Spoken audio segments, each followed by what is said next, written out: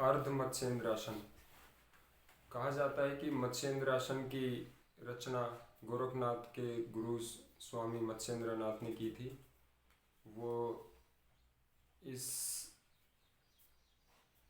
आसन में ध्यान क्रिया किया करते थे। मत्स्येंद्रासन की आदि क्रियाओं को लेकर अर्ध मत्स्येंद्रासन प्रचलित हुआ। तो आइए जान लेते हैं इसकी विधि कि अर्ध मत्स्येंद्रासन कैसे करते हैं। तो इसमें सबसे पहले हम अपने आसन पर पैर लंबवत करके बैठ जाते हैं। फिर लेफ्ट साइड के पैर को घुटने से मोड़कर एड़ी को गुदा द्वार के नीचे रखते हैं और राइट साइड के पैर को घुटने से मोड़कर ज़मीन पर रखते हैं। अब इस पैर को उठाकर लेफ्ट साइड के पैर के ऊपर से ले जाते हुए घुटने के पास में रख देते हैं और यह हमारी पूर्व भूमिका तैयार हो गई है। अब हमें लेफ्ट साइड के हाथ से ऐसे घुटने को सहारा देते हुए उस राइट साइड के पैर के अंगूठे को पकड़ना है और धड़ को इस तरफ घुमा लेना है।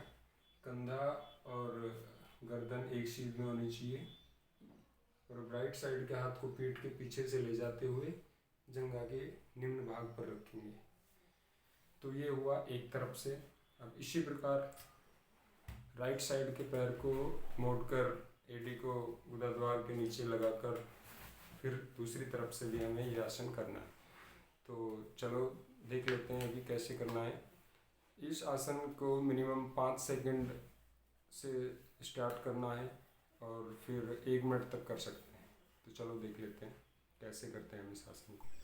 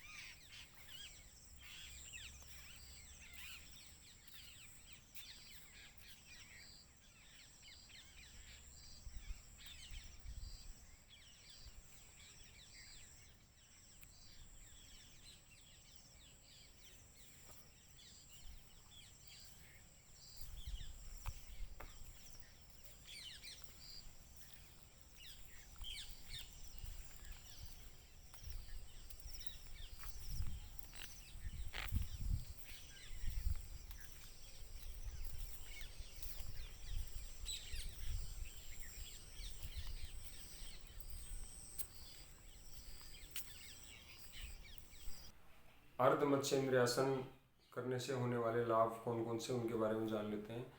तो इस आसन को करने से मेरुदंड स्वस्थ होता है और मेरुदंड के स्वस्थ होने से यौन की स्फूर्ति बनी रहती है। इससे रीढ़ की हड्डी के साथ जो इनसे निकलने वाली नाड़ियाँ हैं उन पर भी उनकी अच्छी कसरत हो जाती है और इस आसन को करने से गर्दन, कंधे, छाती, पेट, कमर और पैरों पर अच्छा खिंचाव आता है। तो इससे इन सभी अंगों पर अच्छा प्रभाव पड़ता है और जठराग्नि तीव्र होती है। पीठ, कमर और जोड़ों के दर्दों में इससे राहत मिलती है। तो यह आसन बहुत लाभदायक है। इसका हमें विधि पूर्वक अभ्यास करना है। धन्यवाद।